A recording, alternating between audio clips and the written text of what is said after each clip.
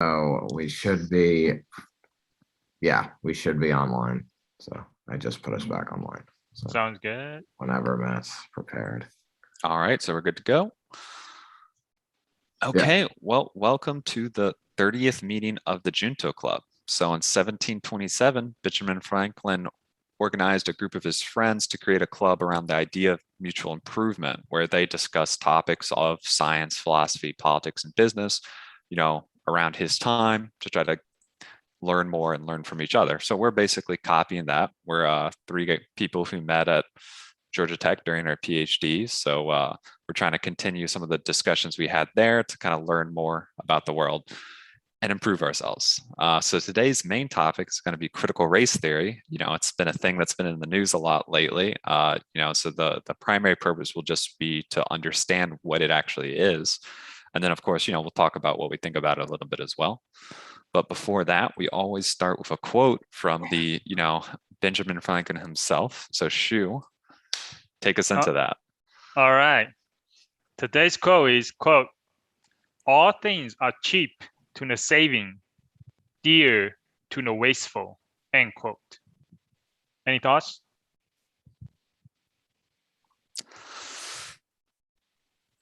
My first thought is, isn't it backwards? Like people who want to save stuff are treating them like dear, and people who are wasteful just think of them as cheap and pointless. Yeah, that's why. Same idea. That's why I'm a little bit confused too. So that's why I want to ask you guys tonight. What do you think? I'm just going to try to read it from the document because all things are cheap to the saving, dear to the wasteful. Could you flip the logic around and say like, oh, someone who wastes something, they are using it, right? So maybe it's kind of like, they eat a dessert, right? They get a cake and they eat most of it in one night, right? And you could say that's wasteful, but they are like enjoying it, while someone who saves it, it's not like, I guess they value the pleasure of eating it less. So it's cheap. I'm stretching here, but maybe it's backwards. Maybe it's not from the perspective of the people, right? Like maybe people who are wasteful, yeah, they eat the cake and they don't like appreciate it, but then they don't have it, right? So it is dear, really, okay, like money is like sort of the thing that comes to mind immediately. So the people who are saving, what's the word he uses? So all things are cheap to people who are saving. So it's like, I guess the people who are saving have the money to like get what they need, whereas the people who are wasteful, like, they don't have the resources. So I guess so anything is dear to them. That makes a lot of sense. Yeah. Basically, they're broke because they're wasteful. Thus, everything seems very valuable. That's what I'm thinking. Yeah, nice. That's good interpretation. Even though you are on 10% your brain capacity, I think, today. So I was going along the same line, actually. I was thinking, or maybe he's talking about the future, right? So if you save, right, in the future, everything that you're gonna have, you are able to afford a lot of stuff. But if you're wasteful now, in the future, everything's gonna be very costly to you, right? So nice job, Mike. Nice job. I think Mike solved it. Yes. All right, many topics. We had a few. So the first, actually, no. Oh wait, sorry. Okay, go ahead. I was gonna say first, the IPCC released their new big report. Did y'all see that? No. What's the report? What's IPCC actually? I believe it's the International Panel on Climate Change. I think that's and they do these, I think annual reports about like the state of climate change and stuff, and mostly it was generally negative. Things are still getting worse and they want more action, but there were a few nice points or good signs in it, and one in particular. So a lot of people were dooming, right? Like being like, oh, because I think they said there's basically no way we're going to avoid like less than 1.5 degrees Celsius warming by like 2040 or something like that. But I saw they were looking at a chart of electricity power added in the US broken down like per year, broken down by type. And in the last, like, fossil fuel based things have been going down since maybe like 2014 or 2015, because there was a surge of natural gas. And since then, they've been going down. And the last year, basically no power was added to the grid produced by fossil fuels, period. It was like less than 1%. You couldn't see it on the graph. It was pretty much all solar and wind, which obviously that doesn't get rid of what we have now, right? But I mean, what you add every year, it accumulates to will accumulate and become a big portion of your grid over time. So I was like, basically what that shows to me is that the economics of solar and wind are looking really good. And I think that's the most likely way we get meaningful change, because governments have not shown the ability to do more than mild action. Why there's no new fossil fuel energy production? They just, the why, I assume it must be economic, right? People are like, oh, I could produce the same amount of power with solar panels for cheaper. There might also be, there probably are people who are forward looking, like concerned about newer regulations and stuff because of climate change hitting fossil fuels anyway, right? So even if the math makes sense right now, they might be concerned about whether in 10 years, like their investment will get like gutted because of changing public perceptions and stuff. Because I mean, more people are caring about climate change. That's the reality. Like it is a trend up that more and more people are considering it an important issue. So again, so it's not great. We're definitely going to have some warming, but there's actually real potential to keep it to like it's probably won't go over 2.5 degrees Celsius, and we could get it down to like 2 or less if we actually took a little more action. So there's going to be damage and problems, but you know, the world's not going to end. So that's kind of nice. Yeah. So yeah, I thought, because originally I thought when you put it on the topic here, I thought it's because the resource of fossil fuel is maybe dwindling. So that's why we are having less new production. Well, that's an effect, because I mean, the reality is over time, it's inevitably gets harder to get more fossil fuels over time. So fracking caused the big boom in natural gas because it was a new technique for extracting it that gave us access to a bunch of natural gas we didn't have before. But even that's the same, right? Then we get all the easiest, biggest spots to get it, natural gas from fracking, and we start using that up. And then they have to put more effort to find and extract. And that's just always the trend is going to be, it's going to be harder because there's a limited amount. I mean, eventually you'll run out, but I don't think we'll run out, soon enough to address climate change. Yeah. But it does make the economics better over time for green energy. Yeah. Are you care a lot about climate change? I would say yes, that is one of my, higher issues. Oh, really? What about you, Mike? I mean, I honestly think that, I mean, it's important, but I mean, I guess I think there are like technologies coming that can help to address it. I mean, I don't know. I go back and forth depending, like, do I think money will be enough to let us destroy ourselves or not? Yeah. I think technology is what's going to save humanity in this case, because the politics isn't going to work fast enough. But it'd be nice. I mean, like I said, politics has done some. Like governments have made a difference, because they actually, in the report, they talked about right now, I think we're aiming to around 3 degrees Celsius warming as like the kind of cutoff around 2100. But they said without any government action, they would have expected about 4.5. So like we have made a difference, even though it's still bad. But like it's not like could have been worse. So yeah, I guess anyway. my question, the reason I asked that, because somehow I cannot get myself to get really interested in climate change, right? Not even concerned about it. I don't know why. Maybe I'm just selfish and don't really want to think about a future generation or something in the future. It's just somehow something that it's one of those things that I don't really read about or seek out. I don't really concerned about it at all. So yeah, but that's exactly why we need people like you, Matt, to be really concerned about it, so you can do all the hard work for people like me. Yeah, well, I don't know if there's much work I can do right now, but you can vote in a way that votes for people who don't deny man-made climate change. That's probably the best thing you can do. So and invest in renewables. That's true. And buy an electric car, some solar panels. That's helpful too, right? Support the market for green energy. But no, I still love my good old combustion engine. So I would never go electric. All right. We're gonna have problems, Shu. No, it's fine. All right, sorry. So next topic. What were you gonna talk about, Shu? Oh, this, have you heard of anything called Setpak Taraw? So it's spelled as CEPAK and then TAKRAW. Sepak Tarak. Takraw. So Did you click on the link I posted? I clicked on the link. I was not familiar with this name at all, but I think I've seen it once before. It's basically really? volleyball played with your feet, right?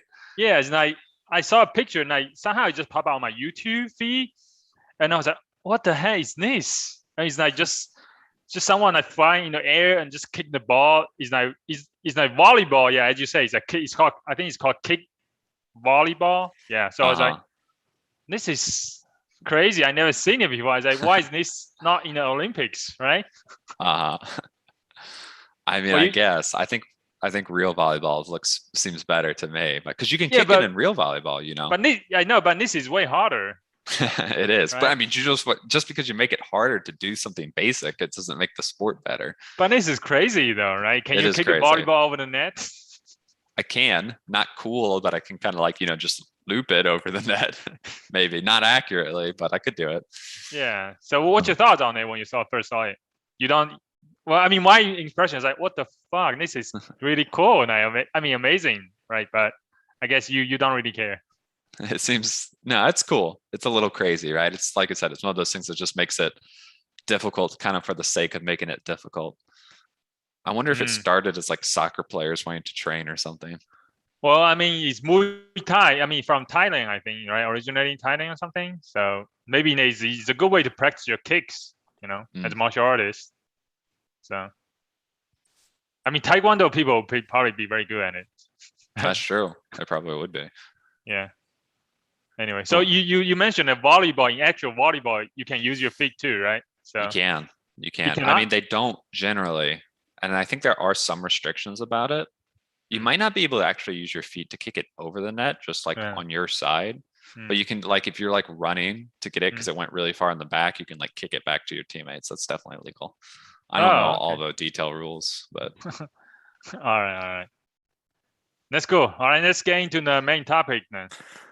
Ooh, okay. So main topic, understanding critical race theory. All right. So I think first of all, y'all should tell me what you think critical race theory is before I try to explain what I think it is. So for me, mainly, I didn't really get into try to study it or read a lot of stuff. I just like go through some of the article you posted, but I didn't really finish it because as I mentioned before, I like to stay ignorant so I can ask questions. Yeah, I don't really know what it was about really. I read some of it. I don't really understand clearly what it actually is. So that's why I want you to talk about it. So, Mike, you got any perspective, Mike? Yeah.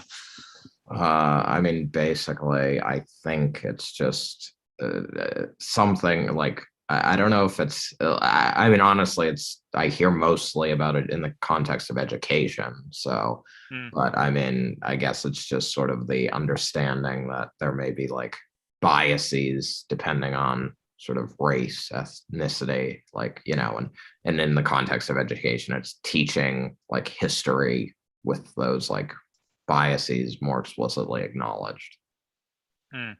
I think that's a part of it. So I think that's not bad. And it's going to be a little tough. I'm just going to say I definitely have done more research on this topic than any of the ones before, because it can be a little bit of a amorphous concept. Even people who are like experts in this would say that. But okay, so I think it helps to kind of talk about how it originated, and there's kind of like an original core, and then it's expanded a lot from there to be used in a lot of different ways, which is why it's sometimes hard to pin down. But the origin is basically the fact that post-civil rights movement, there are still significant racial disparities in the US. That's a fact. You can't disagree with that. But and then the question began in legal studies about why. Like, why do these racial disparities, why are they persisting? And specifically, is there some aspect in society and law sort of that is, creating or holding on to these disparities? So they wanted to basically investigate. What do you mean by disparity, like racial disparity?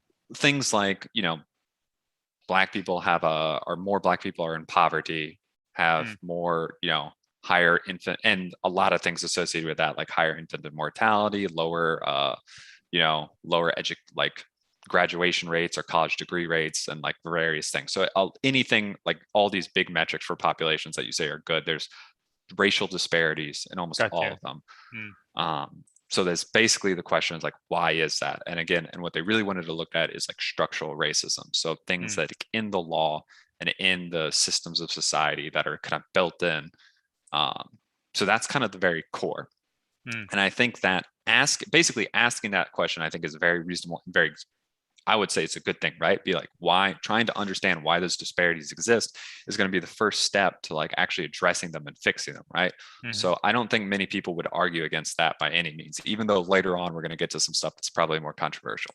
Well, you say post-Civil War, civil rights movement. Post-Civil rights. So when did it actually get started? Like, do you know approximately a year, like 1970? I think the name originated in the very early 80s, but I think they attributed some of the ideas and work before that to like the 70s. I'm trying to remember. The name came out. There was some basically like conference or seminar where Kimberly Crenshaw and a few other kind of the originators of it basically created the name at the same time, but I don't remember what year it is exactly, but it was around that time, late 70s, early 80s, I think. Who are the originators? You mentioned Kimberly. Kimberly who are they? Crenshaw's, Are they like professors or like what are they doing? They're mostly legal. The very first people were largely legal professors, so people doing like the study of law. Since then, it's expanded a lot into other areas. Kind of the ideas have kind of grown and extended, so you see it in a lot of like sociology, history, education. A lot of people in education want to apply it and stuff like that. So, but it started as a legal thing, which sometimes, a minor note, sometimes when I was watching some of the news reports where people are trying to talk about it, they're like, oh, critical race theory is just a niche legal study. And that's kind of, they're trying to, sometimes I feel like they're intentionally trying to play it down, to make it seem, but like, cause that's maybe how it started, but it's definitely expanded beyond that. And there's a lot of books on it that will say exactly that, if you read some of the big books on it, but not getting into too many details right now. So, okay, so we have this original question, like, why are there racial disparities, and is there structural issues in society that are creating them? From there, then they kind of, basically ideas, they wanted to really do these analysis on different parts of society to try to answer that question. So there's some big core tenets that I will say that are very common or mostly universal within proponents and advocates of critical race theory. There's first is race as a societal construct. So separate from your ethnicity or the color of your skin, they were concerned with race as the social dynamics between groups that are assigned different races. And I mean, the law did in the past, the law explicitly addressed different racial groups in different ways, and part of that was determining who was in what racial group. So the social construct of race in terms of law definitely has like a foundation. Second principle, that American society and law has institutionalized racism built in. And this is not a question of individuals. This is what they'll say a lot, is it's not about individuals being racist in terms of like saying hateful things or doing hateful things to people of other races, but it's about the impact of systems and institutions. You mean the institution, like policies and stuff like that? Like the government is like everything from who gets the investment into their education versus where they build a bridge or a highway. Do they build up things like that? So, and we'll get into some more examples later, but things like that. So, or I guess the quick one is like, there's examples where they built highways in like the 60s through Black neighborhoods, right? And that like disrupted the walkability and the ability for people to go between businesses and stuff, and made it generally their homes less valuable because they're right next to busy highways and exposes them more to pollution, blah, blah, blah, blah, blah. So things like that, which on the surface, you're like, it's just a highway, but then you look at like, oh wait, was this like maybe even targeted to, harm certain people? Okay.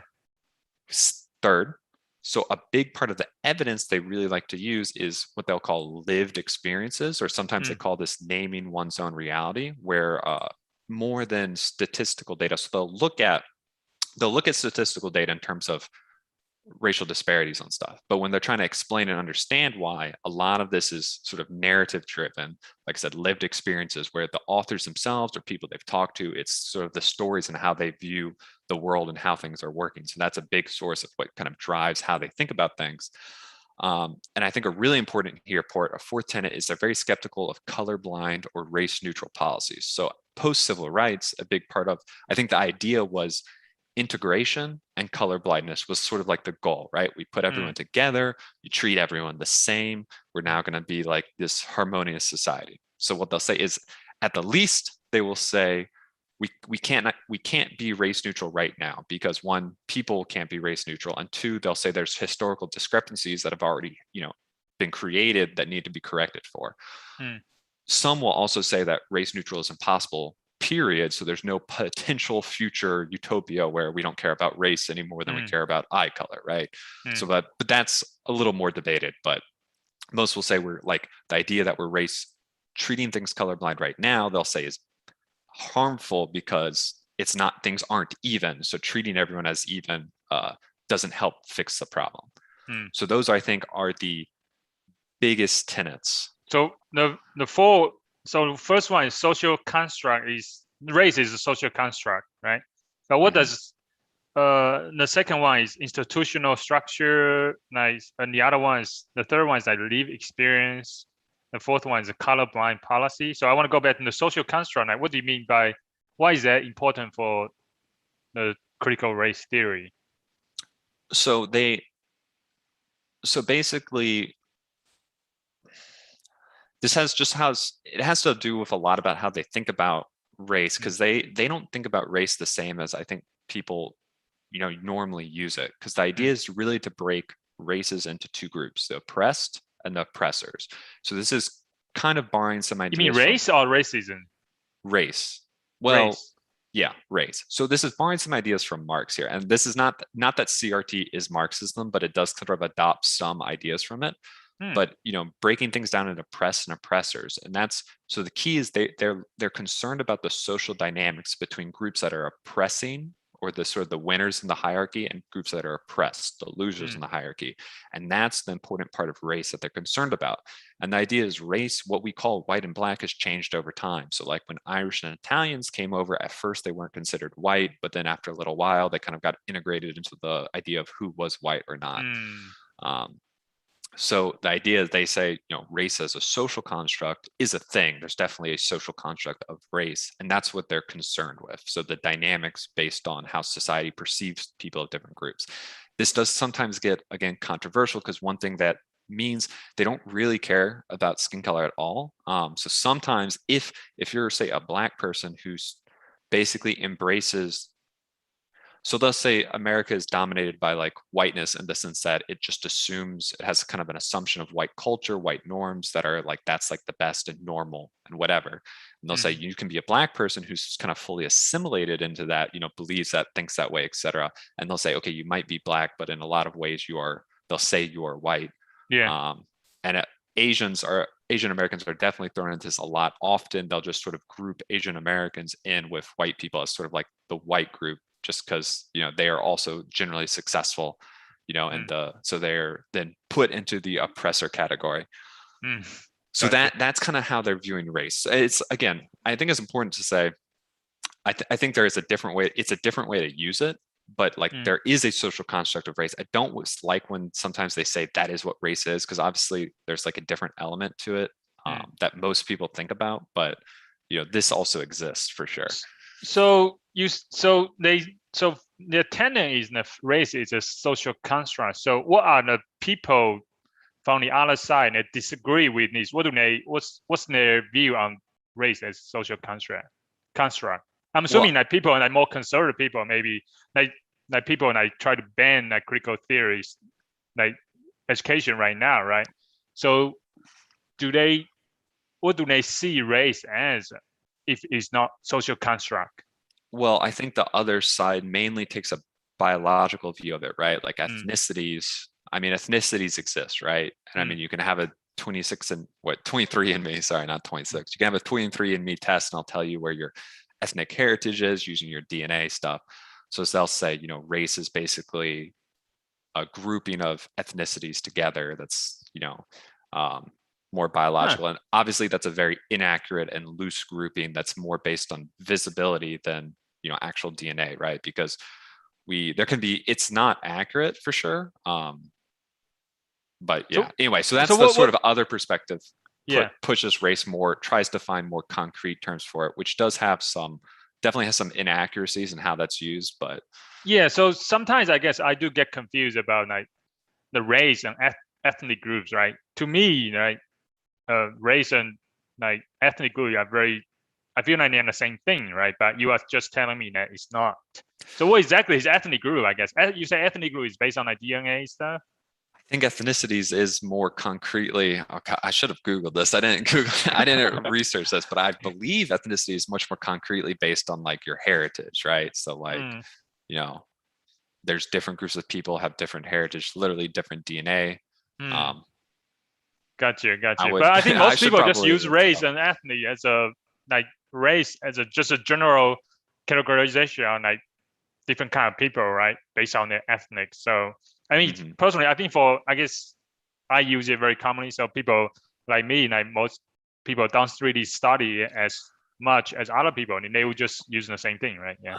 Yeah. So no, and I agree. And I think it's just, I think it's just about a lot of this originated in an academic field where they sort of, you know, define terms in a way that's not how normal their casual usage. Yeah. And I think it's just recognizing that, okay, this term can be used in more than one way, and it means they're somewhat related, but they mean different things, right? Okay. Even if they're connected to the same idea, I guess, but they mean different things. So so in this discussion, we're going to be using race as the social construct of race, because whether what you say race is specifically semantics, right? But there is a social construct attached to race that exists. Based on critical race theory, that's what they believe. Yeah. Well, yeah. I mean, that is what they believe, and I think that is, again, I think that's something that's hard to argue against. You're pretty much wrong if you want to say that's not true. That exists. Now, whether you say that is what race fundamentally is, again, that's a little bit semantics, but there is the social construct exists. All right.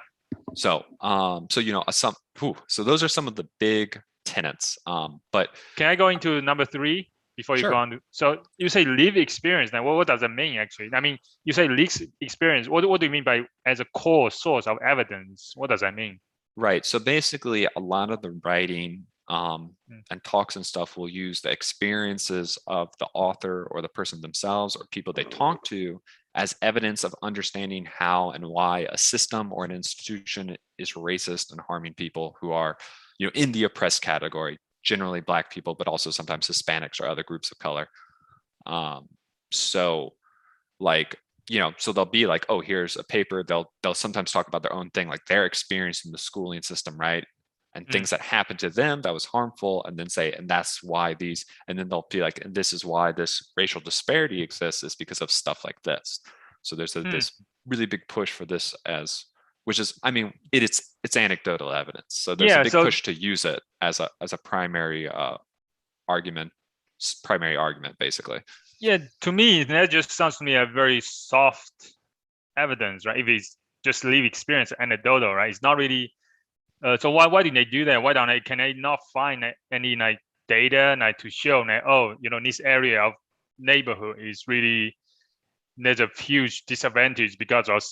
I feel like there's a lot of evidence. Why do they have to use lived experience? I feel like that could become a very big weakness, right? Because you can always find anecdotal stories about some specific story to explain your theory, right?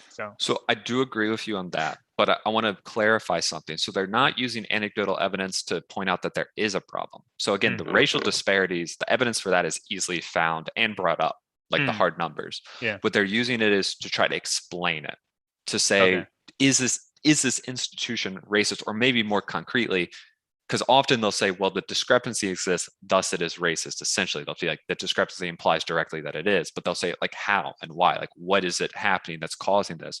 This is when they sort of bring in the anecdotes or the lived experiences to try to explain how and why this is happening, what's creating the disparity. Okay. Yeah, I see. They are not using it like to support like the disparity actually exists. They try to explain why. Yeah. Okay. And then of course, and then and if because you can explain why, then you can maybe address how to fix it. Okay. But I think there is some fair criticism to say like this sort of logic is, yeah, it's soft. It kind of you can use anecdotes to support almost anything, right? I mean, that's just fact of life. People use anecdotes and stuff to support awful, terrible views and ideas. It's much the same way they weave a narrative based on some experiences that might not be representative of reality or what's normal.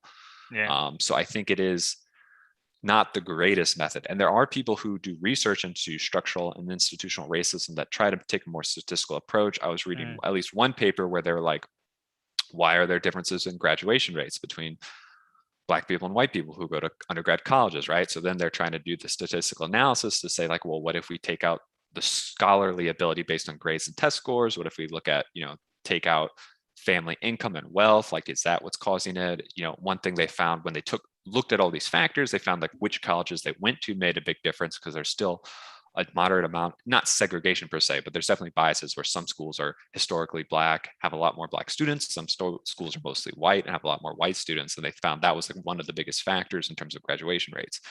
So, that's kind of an alternative approach. You try to take the more objective empirical view, but critical race theorists are sometimes critical of that approach, thinking it's inadequate to basically address the issues. Okay. Okay. So next thing, I was just going to go a few of the, so that's actually, can you go into some of the controversies like between the people against this theory before you, Okay, yeah. We can skip we'll say the fun part. Yeah, and then let's start with the fun part first. Then we can go give you. All right, we got some. So they have some grounded examples. Let's see. I got some notes here. I'm going through them. So I think a little bit. Sometimes I feel like when I was reading about this, it's sort of a Moat and Bailey experience. Are you all familiar with the Moat and Bailey? No, what's that? Okay, it's sort of like I'm not sure if it's fallacy or an argumentative technique. I'm not sure what you'd qualify it as, but the idea is that there's fields there. The analogy is like a moat and a bailey, where you have this bailey field that's hard to defend, kind of in the open, and then you can retreat behind your moat to sort of your castle to where it's safe, easy to defend. So this is used in like arguments and debates where they say you'll present, people will say something that's attacked easily, and when they're attacked, they'll be like retreat to a more reasonable, defensible position. But as soon as you're not like debating with them or being critical, they then go back to sort of the less defendable thing.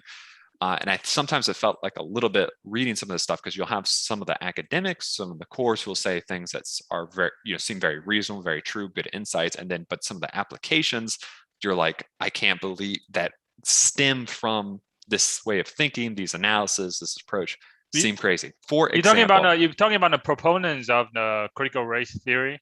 Yeah, or people who are trying to apply it. For example, this is actually something I was just looking at in Atlanta a few days ago. Someone, a Black woman, is suing her school because she found out she wanted to know, she was trying to find the best teacher for her second grade daughter. So she's trying to find the teacher who's like best fits her daughter's learning style. And then the principal basically told her, he's like, well, we can't put her in with this teacher that you like because that's not one of the Black classrooms. And she's like, what? Like, what are you talking about? Like, you can't have a Black classroom. But basically the Black principal. What school is this? Some school in Atlanta. You can Google it. I got the link to the news article in our document that people can't see. I mean, it sounds a little crazy, right? And this is what the mom said. She's like, she's basically like, I couldn't believe what I just heard. But the idea is the Black principal basically wanted to basically they said they wanted to create a community between the students of color, so they're going to put them all in the same class. And I hadn't gotten to this exactly yet, but now this isn't all, but some critical people who try to apply these ideas are basically come around to a pro-segregation mindset, where I think the logic is essentially they don't think that integration will ever lead to equality. They're like, us integrating into quote unquote white society isn't going to lead to like an equal thing. And if it is, it's like, even then it's kind of assumes assimilation into that. So rather they say it would actually be better to sort of have their separate community where they can sort of, do their own thing, embrace their own values and stuff. Yeah. But in application, what this happens is there's instances of this where they're actually re-implementing segregation. So yeah, you're saying in this school, in elementary school in Atlanta, is try to apply critical theory, and then the way they do it is to separate like black kids into black classes. Yeah. Exactly. The way I would say it is some people who write on critical race theory argue for basically racial separation. Basically, what they want to say is, so remember, I mentioned, okay, their assumption is that American institutions are inherently racist, right? They're imbued with systemic racism. Okay. So, so an alternative is essentially to create their own separate institutions and systems via basically segregating again, to create their own thing. So, and this gets applied in different ways. And I mean, on one hand, I don't think the principal was like, this is CRT that I'm doing. Like, he didn't state it exactly, but it's pretty clear. You can see the lines of like, the authors, the people who write on this stuff, the logic and reasoning as it gets applied. This clearly comes from the same, stems from the same origin. But as I said, it's an amorphous concept, because there's definitely going to be people who advocate for CRT who are like, this is terrible, we shouldn't do that. And they're not lying, they're not tricking you. It's just that it is a very amorphous idea that can be applied in a lot of ways to mean a lot of things. But the reality is, it seems many of the applications turn into things that are kind of terrible, or at least a lot of the applications I've seen. Of course, it's more easy to see the stuff that generates controversy, right? But this is not just like one elementary school. I know there's some reporter who was looking at corporations, and a lot of them are doing diversity training, sort of basing off ideas from here, and they do segregate their employees that are training based on their race now. And that's maybe less extreme than an elementary school. Hold on, it's actually, hold that thought. Actually, I just found out it's a Mary Lynn Elementary School. Actually, I actually taught martial arts there, like after school program. Oh yeah? I know exactly where it is, but yeah, everybody was very nice in that school, but I don't know why. But anyway, it's a nice school actually. Mm-hmm. I mean, it's not like I said, like the I believe it was the principal who did this was Black themselves. It's not like they were trying to hurt Black children. I think, and honestly, I think what they believe they're doing something good for them. Now, whether you think that is good or not is obviously a very controversial idea. Yeah. So that is some of the controversies we see coming out for how this stuff is applied. It's interesting how they do it, because if in that Mary Lynn school, I think it was majority, and I see it's majority white actually. I think when I was like helping teaching a martial art class, karate class, I didn't really see many like Black students. So.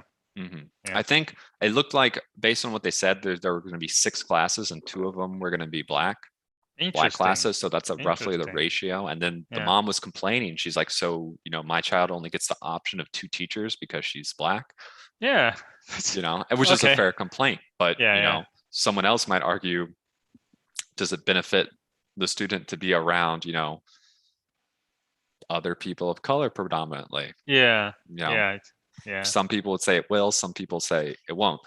Again, controversial ideas for sure. And also probably illegal. We got to see it play out, but I'm pretty sure that goes against some laws we have. Wow. Not a lawyer, but right. So that's one of them. So all right, I'll go into one of what I thought was this was definitely the thing that the most kind of threw me for a loop, because I couldn't believe it when I read it. So the National Museum of African American History and Culture. Yeah. They put out a poster on, let's see, I'm pulling up the example, the poster of assumptions of whiteness and white culture in the United States. So what they're trying to do, and again, this is one of the ideas in critical race theory, is that, you have these things are sort of built into our society, and we have to like kind of analyze them and address them, root them out, et cetera, understand them, because they create implicit biases and stuff like that, which is fine on the surface. But so in the poster about white culture, they mention things like assigning to white culture things like rational thinking, hard work, and I believe there's something on valuing education as well. Okay. Which is just, I mean, it hurts. It hurts to, it almost hurts to say, right? Because I'm like, this is like just the same thing I've seen white supremacists basically say, just like reframed. I was watching, like quite literally, I was watching a Dr. Trisha Rose is a sociologist. So I was watching a presentation from her on structural racism. And she kind of like, basically she was talking about, okay, the disparities exist. And there's two theories why these disparities exist. One was structural racism. It's systemic. Things like hiring discrimination, differences in opportunities, social networks, you know people, they get you in, your dad knows someone, he gets you a job. The other view was that it was individual, that the racial disparities come from individual actions, so culture, behavior, etc. And this is something you'll see from the right. Sometimes they'll be like, oh, the problem, why are there more poor Black people? It's because their behavior, they don't value education or hard work or something like white people do. And that's so a portion of CRT is said it fights against that. They say that's nonsense. Let's look at the systemic issues that are causing this problem. But then you sort of got this loop back where some people are like, well, actually, like this stuff is white culture, and this is white culture that's embedded, because it's a little mind blowing when I read that. Well, why is it mind blowing? What do you mean by? Do you mean like what the poster says? Classify white culture as value education, hardworking, rational stuff. What's wrong There's with other that? things too. There is a list. Well, I think the implication is that would mean Black culture doesn't value this, right? I mean, what's the purpose? What's the purpose of the poster at National Museum of African American History and Culture? Why didn't they post that? What's the purpose of the poster? It was trying to look at sort of white dominant culture and how their sort of traditions and attitudes have been normalized or considered standard practice in the United States. So they try to educate people about white culture, and that's how they describe white culture. And they kind of, assuming the Museum of African American History, they actually support this description of white culture, right? Well, and they put the poster out, and then it was taken back after the controversy. But okay, what was the controversy? People were like, "This is super racist." Who are the people? Like, I think most of it was conservatives and right-leaning people, but I'm sure there's some left-leaning people who are also like, "This is not what we want to be saying or what we're trying to say." Well, what are the conservatives like? What do they don't like about the poster? I mean, what do they say is a racist? Like, about that, hard work is part of white culture. Okay. So they say things like that. Yeah. Why her use like describe all these characters? Like, isn't that like belong to everybody? Don't everybody value that? Why does it have to be white culture, right? So I think that's what a lot of people would say. Gotcha. Yeah. So I guess the poster, you were shocked because the poster kind of implies that the other cultures don't value these, especially Black, right? Yeah. Culture. Yeah. I mean, okay. I think it has to imply that, right? If you're if you're trying to describe what's unique or different about white culture, the implication is the other culture doesn't have those attributes. Yeah. Which is also, this is why sometimes Asian Americans are thrown in sort of into the group of whiteness now. It's because they'll say, oh, a lot of these cultural values are shared. So they sort of are part of the same, culture and system. Okay. Yeah, that's kind of crazy. So you say that is also based on kind of critical race theory in a way? there's this, I would definitely say that is sort of one of the outshoots of how people think and talk about it, right? Because it kind of the steps from, okay, we assume there's like systemic racism built into these institutions, our law, our society, whatever, and then they're saying, oh, there's also just, it's not just about the laws, but it's about the assumptions and the cultural assumptions and values and stuff built into these institutions. And then they're like, well, let's identify these, and say what these are, which up to some point seems reasonable. But again, it's sort of then when you work back to saying, what I think a lot of it was opposed to was a lot of the original stuff is like, hey, like these racial disparities are not just because Black people don't work as hard. There's like systemic issues. But then if you go back to the systemic issues, is society values hard work, and that's something about whiteness and not just a human thing. It's weird. I don't. Yeah. But I mean, these are some of the most extreme examples there, and there are definitely extreme examples of how it's applied.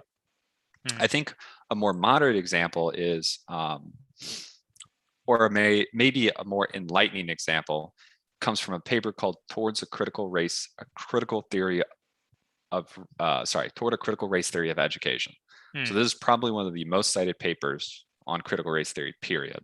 Like 7,000 something, so a big one. And they talk about critical race theory and how it applies in education. And there's good paper, you can learn a lot from it. But there's one passage I wanted to talk about in specific where they said, while some might argue that poor children, regardless of race, do worse in school, and the high proportion of African-American poor contributes to their dismal school performance, we argue that the cause of their poverty, in conjunction with the condition of their schools and schooling, is institutional and structural racism. Now, this I think is a really interesting part that sort of maybe can help understand the difference in viewpoint. So I think it's well known that the school system is set up in America kind of screws poor people over. You use property taxes to fund this local school systems, which means wealthy people get a lot more funding for their public schools than poor people do. So this obviously can help propagate poverty. It's one of the things. There's lots of things that help propagate poverty, but this is one of them, right? Poor public schools in poor areas are much less funded, along with the other issues that they have beyond funding. That affects everyone, white and Black people, all races. But their argument, essentially, I wish the paper would have talked about this a little more. I'm glad they at least acknowledged it, but it was sort of like acknowledged and brushed off. They're saying, well, because of historical reasons, the historical disadvantages that were very real and very racist, have made more Black people be in poverty. Basically things that hurt people in poverty more than are racist. And that is a view you can take. I think a lot of people would say, okay, well, this is like, it's a problem. The disparity is a problem, and the things that hurt poor people are a problem. But if it hurts poor people independent of their race, it's not racist on its own. It's just an issue of poverty. But I think that helps sort of illustrate a little bit that. So when you tie in the historical disadvantages and the fact that, until the civil rights movement 50 something years ago, there were clear legal, basically clear legal harm done to Black people built into society. And I mean, a lot of critical race theory says they're still built in society, but it's at least not explicit right now, right? But like, pre-civil rights movement, it's like literally just explicit. This creates the disparity, and then things that hurt the poor people continue it. So that's a different way to view it. And a different way to view it maybe means a different way to address it, right? If you just want to just fix things that hurt the poor, and then that helps Black people who are poor as well, or do you need to do something specific, for Black communities that are in poverty, and which is the bigger priority? So, well, I guess besides that, what did the paper suggest? Anything you can do with education? It did make some suggestions at the end. I'm trying to remember them. So it's not so. I mean, the title is Toward a Critical Race Theory of Education, right? So, what is the? So it's still toward. I mean, so it's a critical theory, but it's specifically for education, right? Yeah, it's basically the majority of the paper was explaining critical race theory and how you can apply its thinking to education. But critical race theory is definitely more. It's more the core of it's more about finding and analyzing problems. Presenting solutions happens, but it's not as clear. There's not a clear, comprehensive, how do we fix this by any means. A lot of people don't really present solutions. They just point out the problems initially. Yeah. So some people, again, some of the more radical people will say like the solution is essentially to recreate institutions. Some people will be like, we just have to like destroy and recreate all institutions from the ground up so that we can create them without these structural racism built in. Some people will say we need basically segregation, again, different institutions for Black people or people of color separate from the white institutions, because I assume they don't believe otherwise they won't be able to have equality, because the other institutions will always be biased. But there's definitely not a coherent or clear, like, hey, this is what critical race theory says, how we're going to fix everything. There's just a lot of people who are applying it in different ways to, how they think it will help. Yeah. I mean, another example, you're talking about like Black classes earlier, right? I mean, we have like historic Black colleges, right? Those are only for Black students, I guess. Right? They're not only for them, but they're predominantly Black. But so white student can apply to it as well. Yeah, and they do. Most of them have white. And that's why I assume all of them have white students. And that's why they call historic Black colleges, I guess. So okay, yeah. So let's go. So in the paper again, you say, what's the difference between the critical race theory for education and critical race theory itself? Is there any distinctions on that? I mean, it's just, well, you can talk about critical race theory. You can either say it was about the law, because that's the very origins of it, or you could just say it's a general thing that can be applied, like a general idea, right? Trying to methods about how they want to analyze and deconstruct different areas and find and understand the systemic racism and address it. And if you take that broader viewpoint, then you can apply it to a lot of different areas. Education would be one of them. So trying to look into the parts of education that reasons why education is try to narrow the disparity in educational outcome, basically, right? So yeah, okay.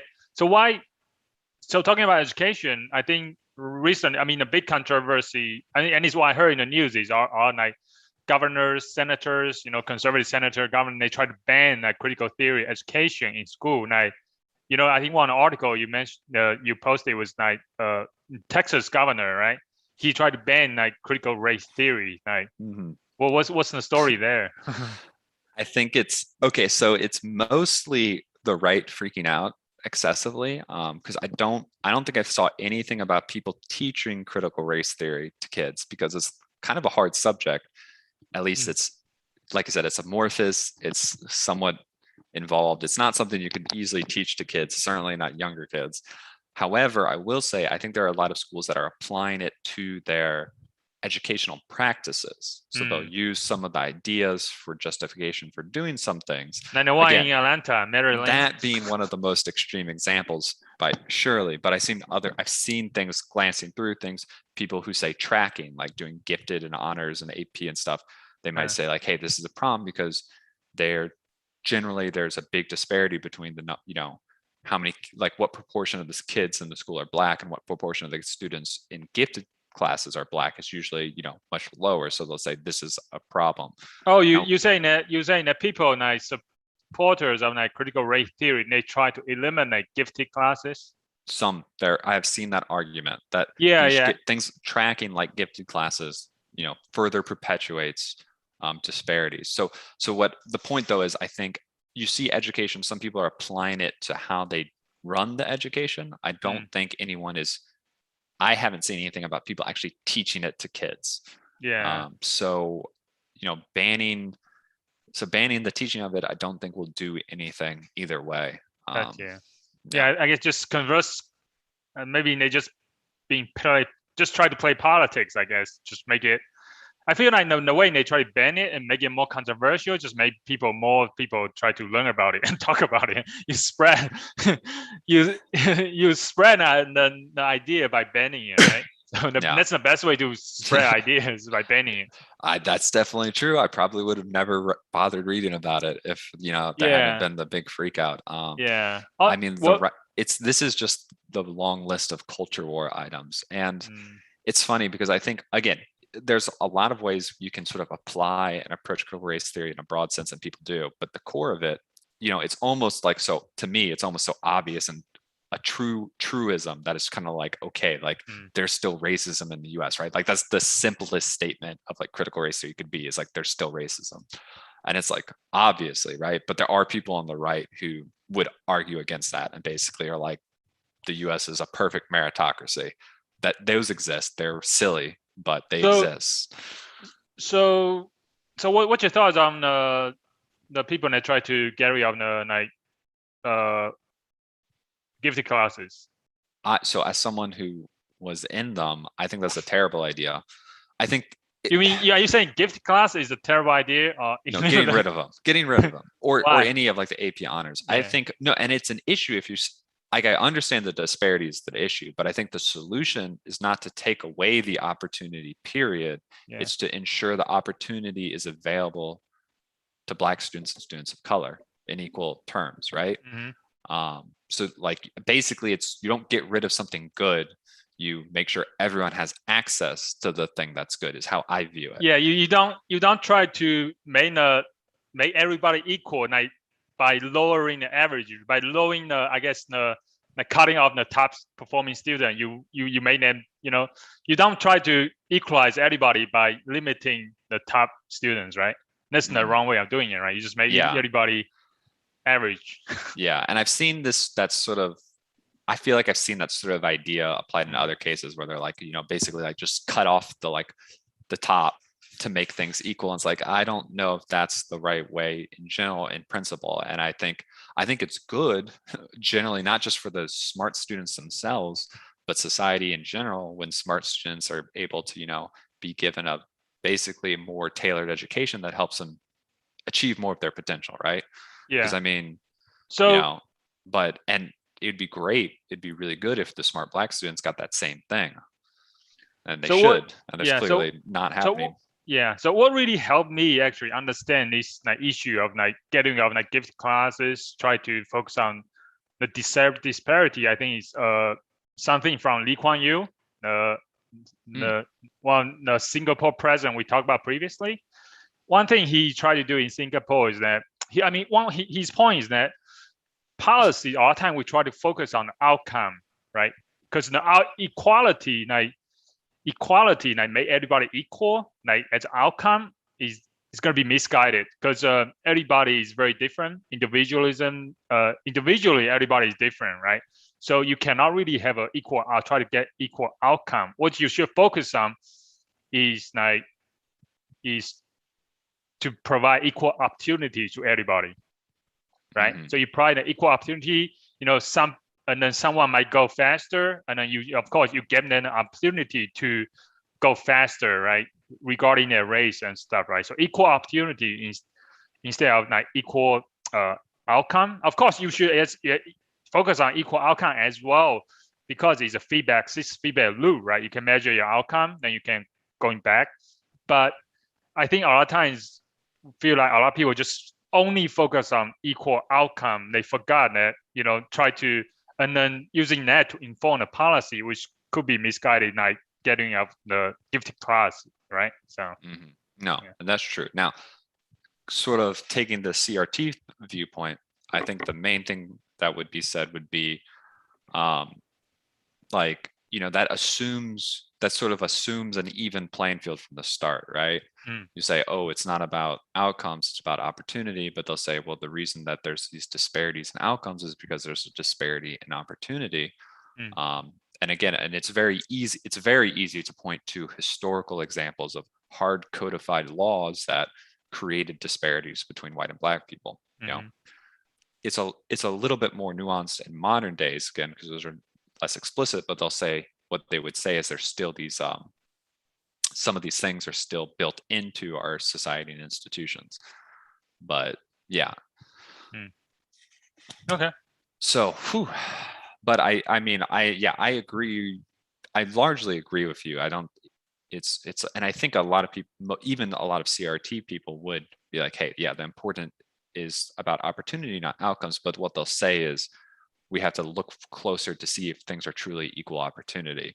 And I think the big thing, a big part of that is carrying these historical disadvantages. You know, if your family was legally discriminated against, you know, you started behind because they were poor, less educated, et cetera, than the, you know, other guy's family who benefited during that time. So they had parents who were better off and could do more for them, giving them a head start. And they would say that's not equal opportunity. Yeah. American is a special case, right? Sometimes you kind of need to focus on the equal outcome, right? Because it had been historically, people have been very, I don't know, stigmatized, or you know, policy have been very harmful to the Black community, right? So, so yeah.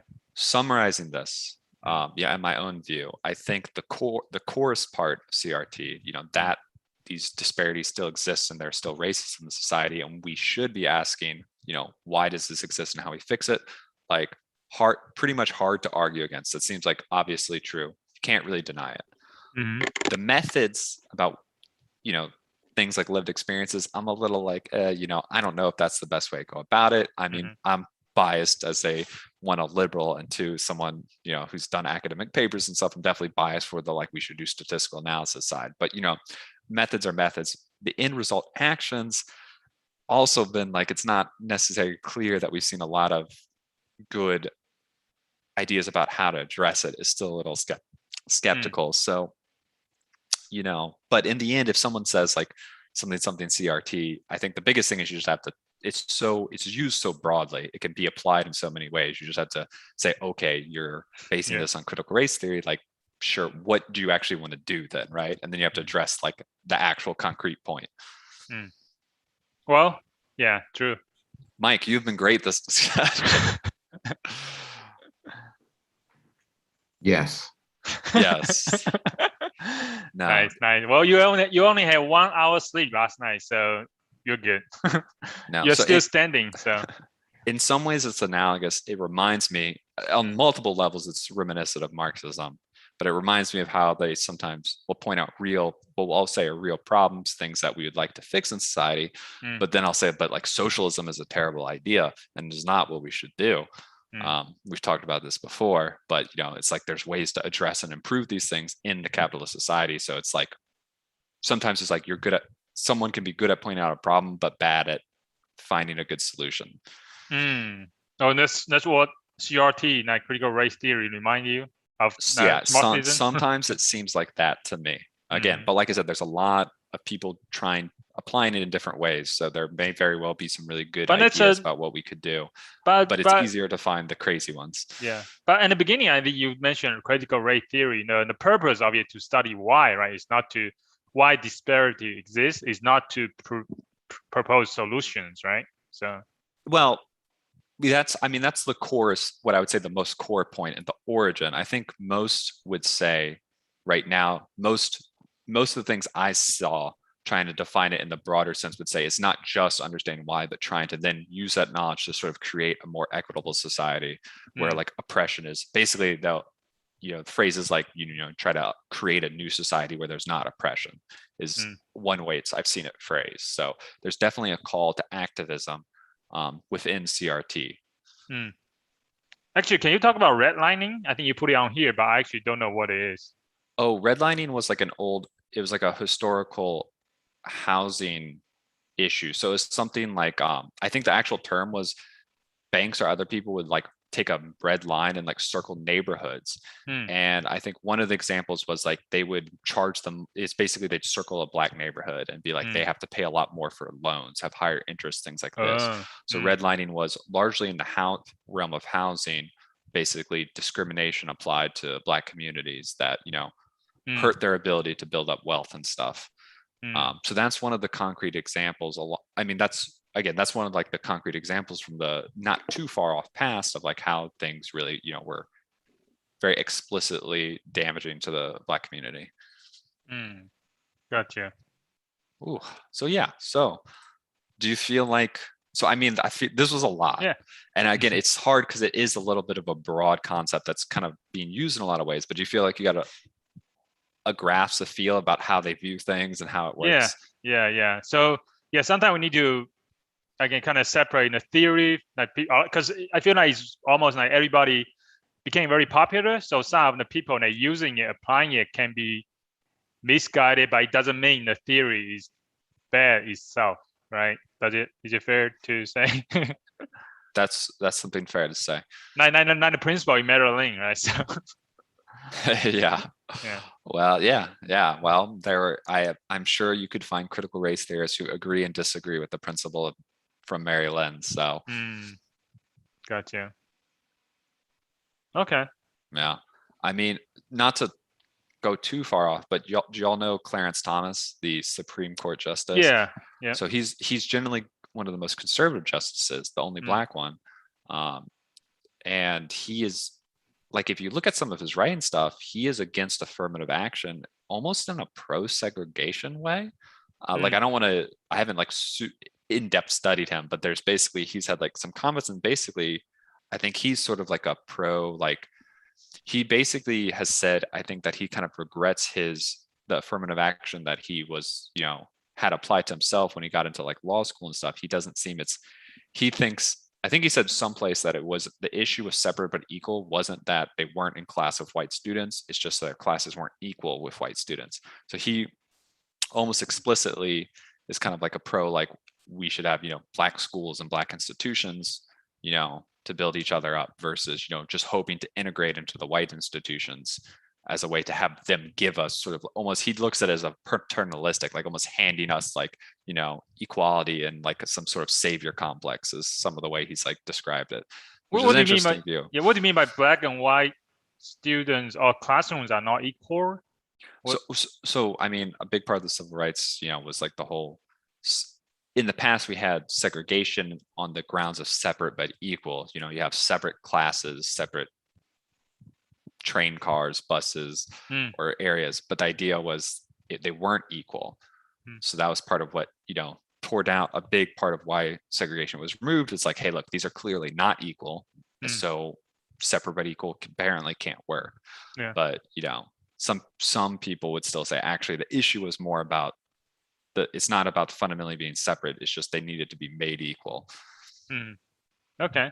It's just it's a radical view. So even though he's a conservative justice, this is usually associated with a very radical kind of left wing like view, but that is something people think. So he won like special like black institutions for black students, right? Yeah, basically. I mean, again, you should read some of your own, but like I didn't study Clarence Thomas a ton before I came on this podcast. I don't want to say too much about what he believes, but this is what I've seen written about him, and that's your interpretation of him, not exactly what he said. So what's your thoughts on affirmative action then? That's a good question. Let's see. God, I mean, my first thing is it like seems like a decent idea in moderation. But there's definitely examples where it gets weird, right? Yeah. Like yeah. Yeah, a lot of Asian parents try to sue like Harvard University, right? Say, hey, you are using affirmative action to discriminate against Asian students, right? So yep, that's one of the potential issues. Yeah, for me, affirmative action is kind of weird, right? Because it's actually based on race, right? So you basically discriminate, even though you try to advantage one group of students, you're still using race as a something to make a decision. That means you are actually discriminate against one race and then the other, right? So you're actually using race as to discriminate between different students, right? So that is racism in a way, right? So from the action, but I do also understand that the idea is try to solve the disparity where because one race had been disadvantaged for a long time, right? It's almost like a reparation in a way, I guess. Right? I think Yeah, I think you precisely nailed it. I think a fair way to call it that most people would agree is that it's an imperfect solution to a real problem. And then people could debate about how imperfect it is, and whether it's worth, like it's not ideal, but worth extending more, if it's more problematic. I have seen at least some people say, some of people who study CRT and support it mention that like affirmative action often helps people who are already well off. And doesn't focus, it's not radical enough in the sense that it doesn't focus on, the high level of, Black people in poverty, because they're not going to Yale Law School or whatever. But, if you're already going to Yale Law School,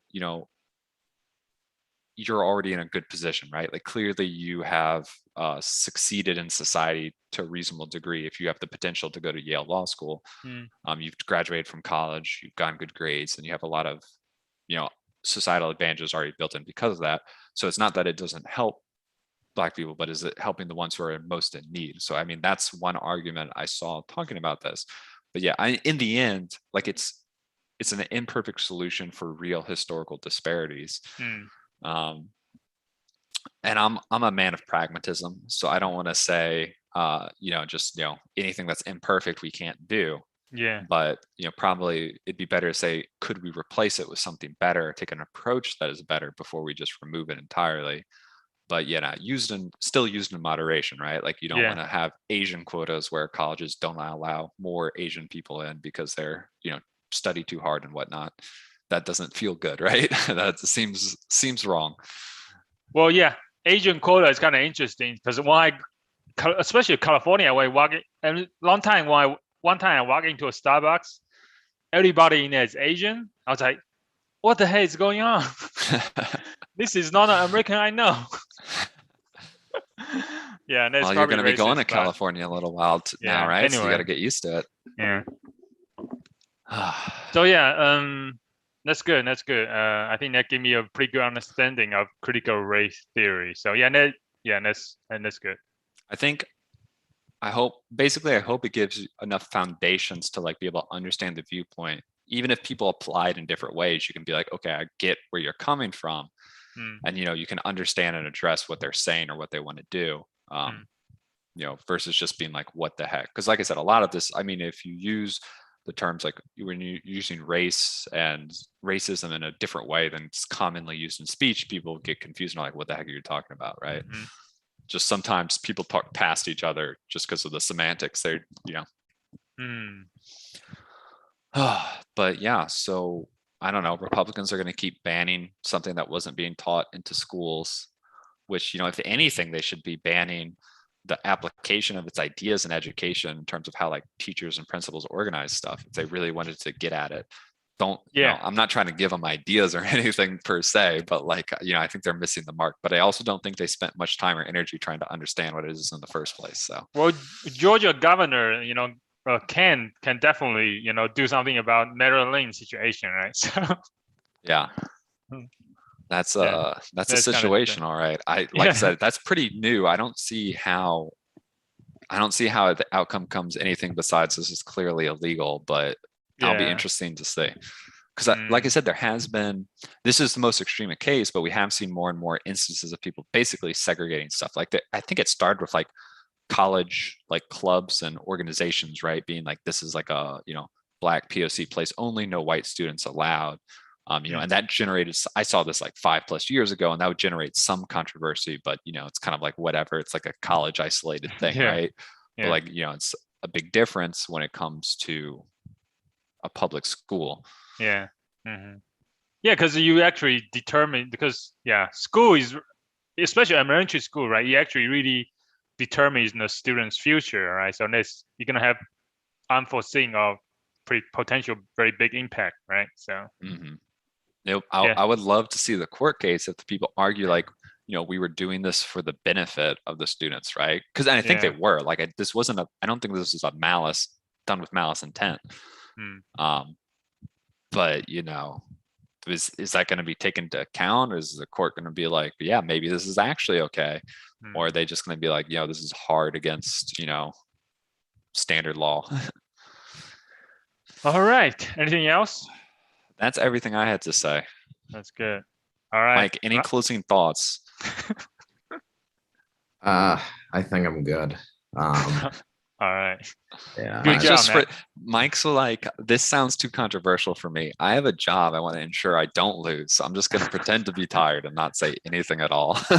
Yeah, no, I mean I mean, I'm all for data. Like, I mean, I think a lot of the points a lot of the points you brought out with data supporting, I agree with. It's, I guess, and I think, as you said nicely at the end, the solutions are imperfect, and almost any proposed solution, I think, currently is just a minefield that's going to get your leg blown off by one side or the other. So, yeah, one thing actually, personally, for me, I really interested in these like race discussions. Now, even though sometimes it can get really, I guess, dark, because especially you will talk about lynching back in the day, right? But right now, I think race discussion, I think is good, because I mean, coming from China, right, we don't really talk about race and all, because there's no really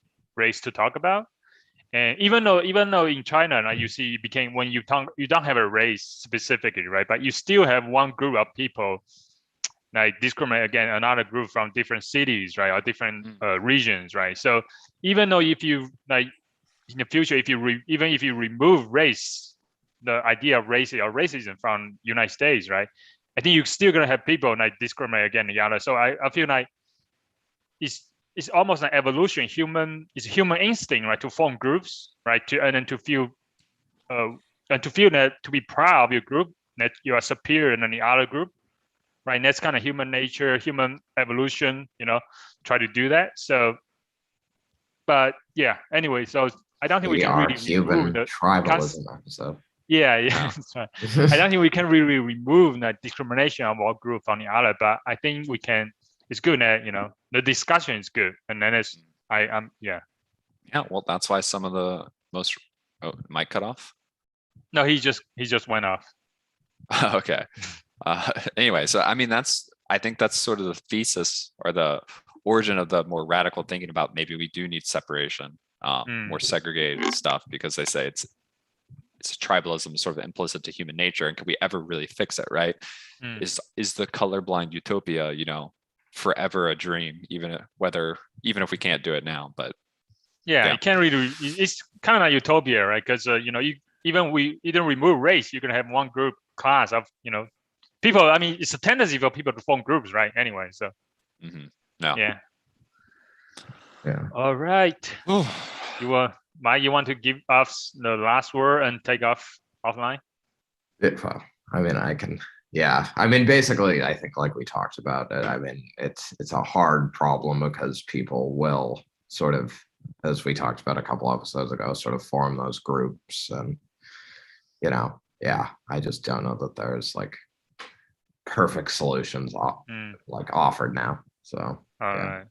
I'm surprised that Mike, you were actually listening. I was surprised. Oh no, I mean, I listened. It's just I listened. It's just yes. Nice. I mean, it's controversial enough, and I'm far from an expert on it, so I just don't need to say anything stupid.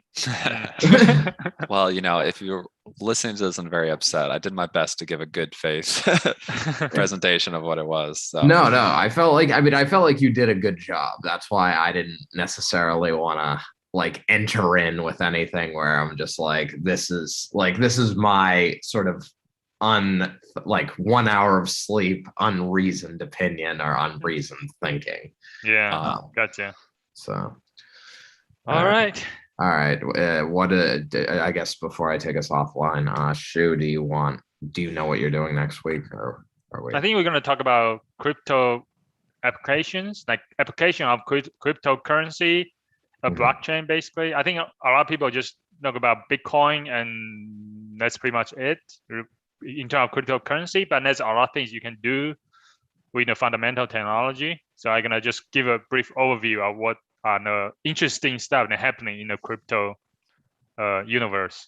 Basically, a lot of innovative ways to scam people. Exactly. You know, the cryptocurrency bubble is already, you know, blown up. You got to be at the top of the pyramid scheme. That's the next application of the technology. Yeah, exactly. Shoe coin. Stay tuned. Right. You know, you mean your shoe NTF? Yeah, exactly. all the NTFs for all of your greatest statements and quotes. Yeah. All right. All right. Well, sorry, NFT. I got that backwards. Mike, all right, you can cut it. It's offline. All right. I'm